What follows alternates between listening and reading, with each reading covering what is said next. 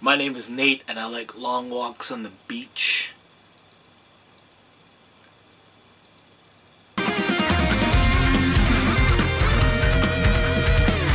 What's up YouTube? This is Nate from Thrift. Why do I ask what's up YouTube? I'm gonna change that because you guys can never answer me, or you guys never answer me anyways in the comments. So hopefully everyone's doing great YouTube. This is Nate from Thriftdweller shooting a quick video blog. This is my response video to Michael B, the Game Genie.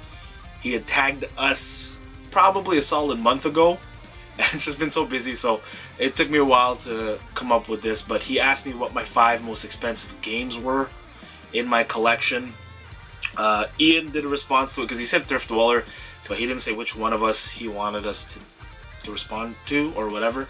So Ian did his top 5, which in all honesty crushes my top 5. If you haven't seen Ian's video, check it out. I'll put the link in the description below and somewhere in this corner here.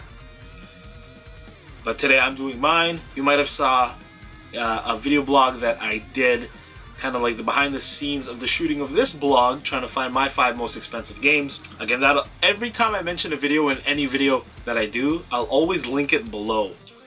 So just that'll be my blanket reminder. But anyways, in that video there was a couple comments. Somebody actually had commented that I had stated a price for Kid Dracula at $117, and like I was looking at the computer as I was showing the game, and I don't know if I misread it or whatever.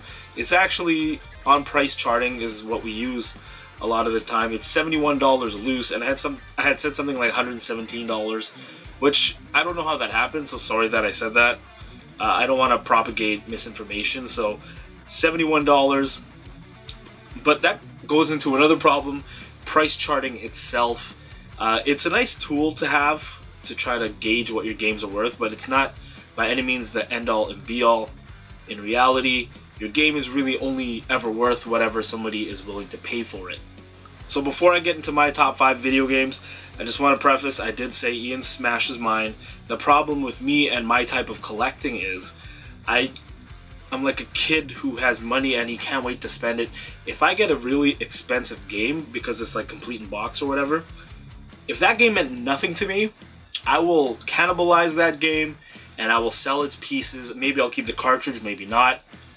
And I'll actually get the cash to buy something that I want. So that's just my style of collecting.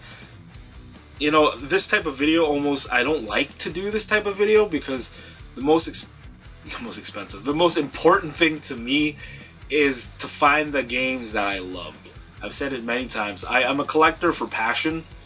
Now, as for the ground rules of this, to determine what my 5 most expensive games were, I'm using a mix of both price charting and local retail, because really those are the 2 best sources for the price of games that I have.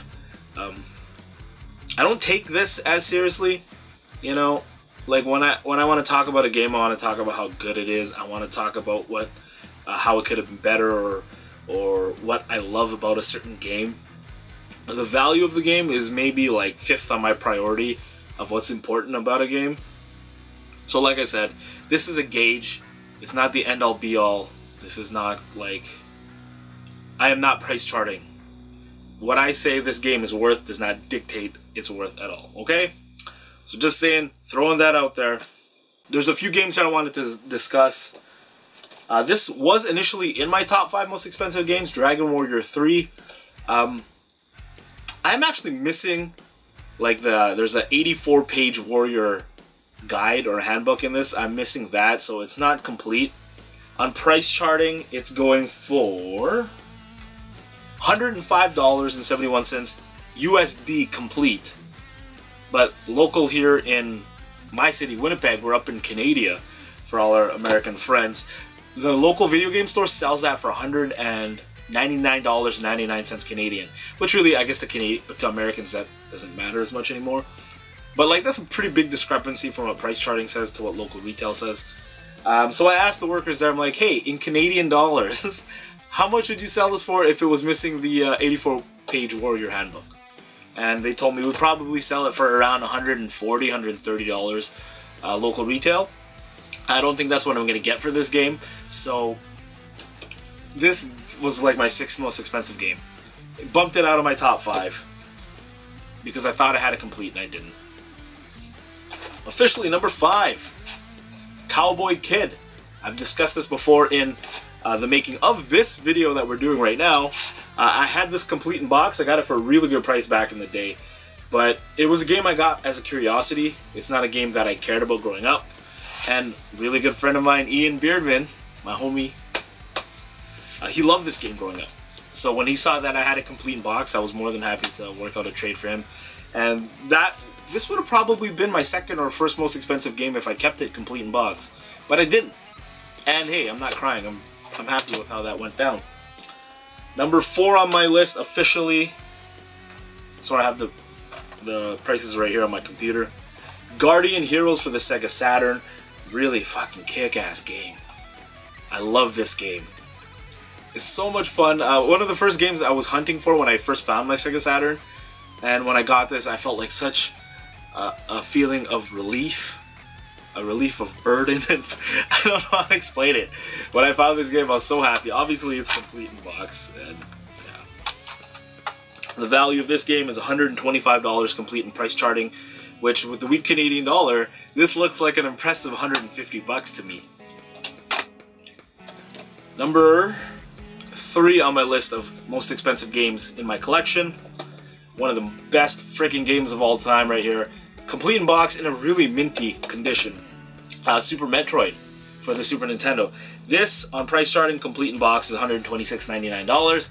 Local retail will probably sell this over 150 bucks, they said. So, that's Canadian, so maybe that's the same. I don't know with conversion. I know Lester and Ian will say this is one of their favorite games of all time, and man, great for good reason. I don't know what it is. I have a feeling of inadequacy right now, because when Ian did this, like by number 3, he had $300 games already, and my best game was like $129 or $126 so far. Number 2 on my list. Michael B. the Game Genie made a prediction in my making of this video, and he was correct, because 2 of my Sega Saturn games are on my top 5 list of most expensive games in my collection. Burning Rangers. This sells here. This sells on pricecharting.com for $215.50 American. In Canadian dollars, that's well over $275 almost. So, really happy when I found this one. I basically paid nothing for it. And that's my whole philosophy when I collect. You know, trade up. And if 2 people leave happy in a deal, that's like the best deal ever. Some people be like, yo, if I left happy, that's the best deal ever. No, I like to have 2 people happy. We don't need no water, let that mother... And my most expensive game in my collection, surprisingly, I haven't sold it yet.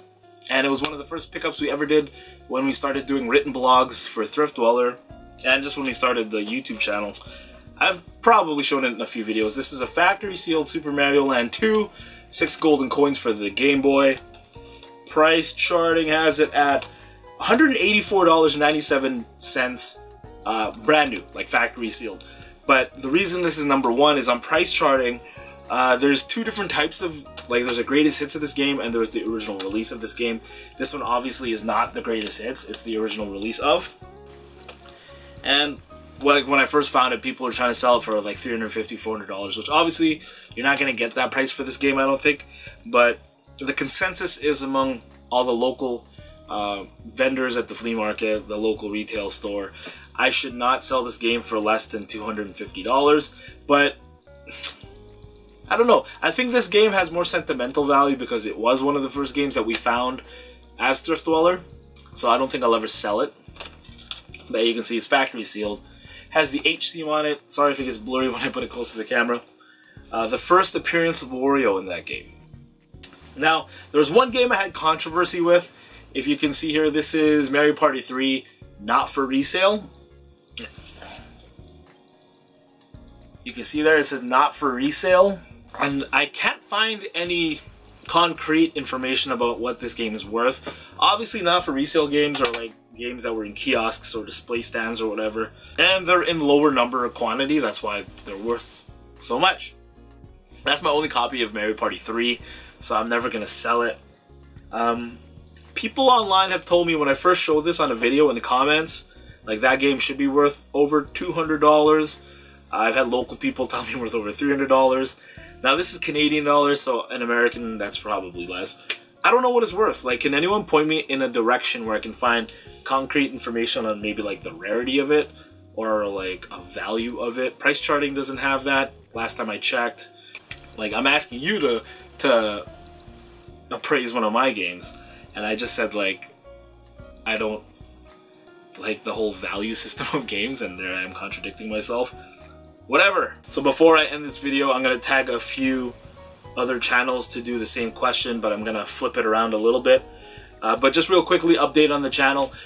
For people who don't know, this is our 5th season on YouTube. Like, we've kind of taken... Some years have been slow, some years have been, like, really busy. And I think right now we're at, or I am at least, at a phase where I want to keep making videos because it's fun again. There are a couple times there when, like, you make videos and you feel like you get stagnant and you just don't want to make videos anymore.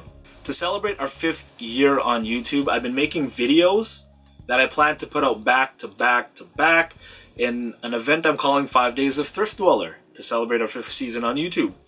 And it's also introducing, like, a new show. I kind of want to do concept shows and just not the same old... You know, I love video blogs, actually, because video blogs can be anything, but not the same old pickup video, because that's kind of what got me feeling stagnant and felt like I hit a plateau, because every week here's another pickup video. And I got boring and stifling. So, you know, this whole trying to make different types of shows, even if I suck at them at first, I'm trying them and I'm putting them out there to learn. I'm thinking of putting this video out Friday, so it'll start like the last full week in January 2016. It'll be a new show that I plan to keep ongoing to review items for you guys to check out and hopefully entertain you a little bit. So like I said, I'm tagging some other people. This is a rubber band tag. Starting new things on Thriftdweller, Trailblazers. Since I was recommended and tagged to do this by Michael B. the Game Genie via Stu Fish, bounce back. I'm tagging Michael B. the Game Genie and Stu Fish to do their top 5 most favorite games from their collection. Not price. Games that you love from your collection, your top 5, and just the story why you love them, what makes them so near and dear to your heart. Tag, you're it. And I also, because there's usually get 3 tags, I will tag one of my good friends, Canadian Zangief, on YouTube. Check him out. I want to know what his 5 most expensive games are from his collection. And that'll actually be a really interesting video. Thank you guys very much for watching. Don't forget to follow us on Facebook, facebook.com/thriftdwellers, the hottest internet website on the internet today. And also follow me personally on Instagram at ThriftdwellerNate.